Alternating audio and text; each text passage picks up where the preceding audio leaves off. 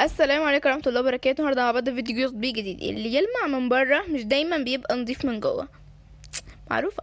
طيب قولي بقى، هو فعلا في تطبيقات فعلا تنظيف وتسريع الموبايل زي تطبيق بليز كيليان بيفيدك وبيستفاد منك؟ خلي السؤال ده في دماغك كده عشان هجاوبك عليه في الاخر. بص يا سيدي، احنا بقينا معتمدين على التطبيقات في كل حاجة تقريبا، من تنظيم وقتنا لحد تسريع الموبايل وتنظيفه، وده يخلي التطبيقات تنتشر بشكل رهيب. وواحد من اشهر التطبيقات هو بليز كلين، اللي بيقولك ان هو هيخلي موبايلك اسرع وانضف بضغطة زرار.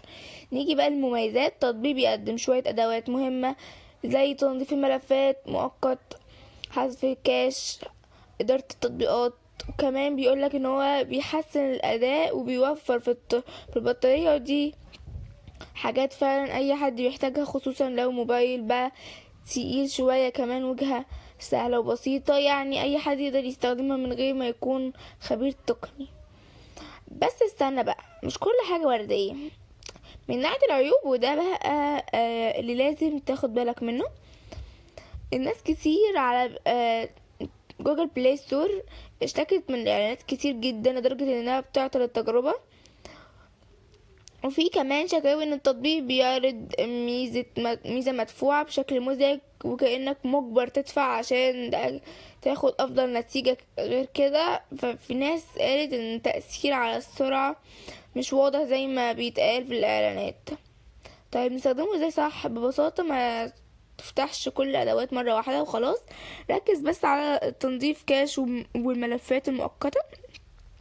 ما تستخدمش الخاصية التسريع الوهمي اللي بتقفل التطبيقات في الخلفية بشكل عشوائي، لان ده ممكن يضر الاداء بدل ما يفيده. خلي بالك برضو من الصلاحيات اللي بيديها التطبيق. ما تديش اي صلاحيات لأي واحد، لو انت فاهم هي بتستخدم في ايه. نيجي بقى للسؤال المهم. التطبيق مجاني، بس مش ببلاش.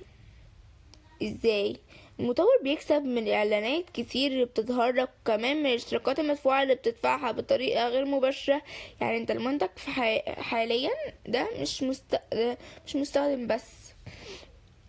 فبيشتغل في تطبيق متاح في عالميا تقريبا، يعني تقريبا تقدر تستخدمه في اغلب الدول ومنها مصر، ومفيش قيود جغرافية واضحة عليه.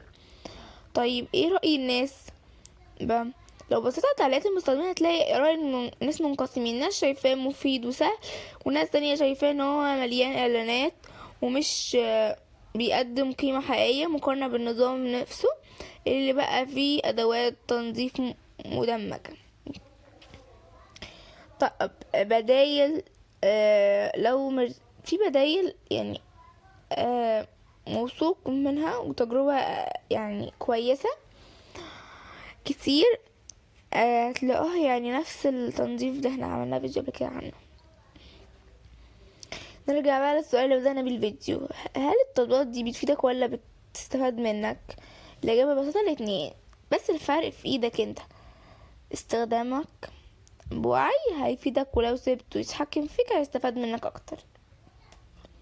وفي الاخر، لو عجبك الفيديو عايز المحتوى شبهه ده يكشف لك الحقيقة من غير تجميل، متنساش تعمل لايك واشترك في القناة عشان دايما نوصل للحقيقة كاملة، مش بس اللي بتظهر في السطح.